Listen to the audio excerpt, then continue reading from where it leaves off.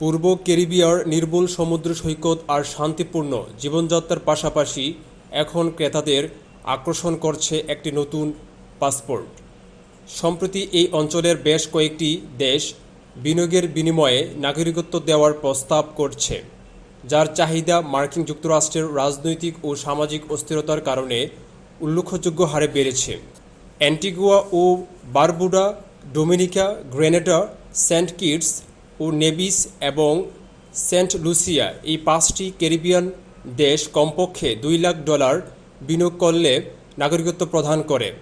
এই সুবিধার আওতায় একটি বাড়ি কিনলে ক্রেতারা পাসপোর্টও পাবেন, যা দিয়ে যুক্তরাজ্য এবং ইউরোপের সেনজেন অঞ্চলসহ 150টিরও বেশি দেশে ভিসা ছাড়াই ভ্রমণ করা যাবে। ধনী ক্রেতাদের জন্য এই অঞ্চলের মূল আকর্ষণ হল করমুক্ত সুবিধা। এখানে মূলধন কর, উত্তরাধিকার কর এবং কোনো ক্ষেত্রে আয়করও নেই। ক্যারিবিয়ানে এইসব দেশের নাগরিকত্ব স্কিমে ক্রেতাদের নিজেদের মূল নাগরিকত্ব ধরে রাখার অনুমতি দেওয়া হয়। অ্যান্টিগুয়ার একটি বিলাসবহুল real estate company luxury locations এর মালিক নাদিয়া ডাইসন জানান, বর্তমানে প্রায় 70% ক্রেতাই নাগরিকত্বের জন্য আগ্রহী, যাদের বেশিরভাগই মার্কিন নাগরিক।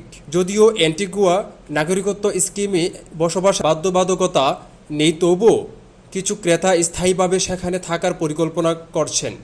ডাইসন বলেন, ইতিমধ্যেই কয়েকজন সেখানে স্থানান্তরিত হয়েছেন।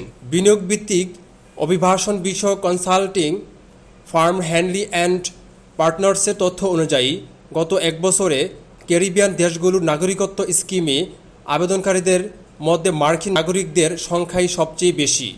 এছাড়াও ইউক্রেন, তুরস্ক, নাইজেরিয়া এবং চীন থেকেও উল্লেখযোগ্য সংখ্যক আবেদন পড়ছে। 2024 সালের শেষ 3 মাস থেকে এই স্কিমগুলোর আবেদন 12% বৃদ্ধি পেয়েছে। তবে এই ধরনের স্কিম নিয়ে আন্তর্জাতিক মহলে উদ্বেগ রয়েছে।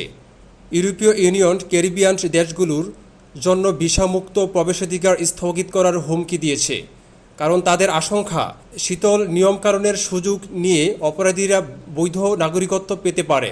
একইভাবে যুক্তরাষ্ট্রও আগেই সতর্ক করেছে যে এই প্রোগ্রামগুলো কর ফাঁকি ও আর্থিক অপরাধের হাতিয়ার হিসাবে ব্যবহৃত হতে পারে।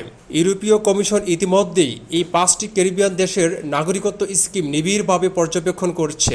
2022 সাল থেকে সংশ্লিষ্ট কর্তৃপক্ষের সঙ্গে আলোচনা চালিয়ে যাচ্ছে।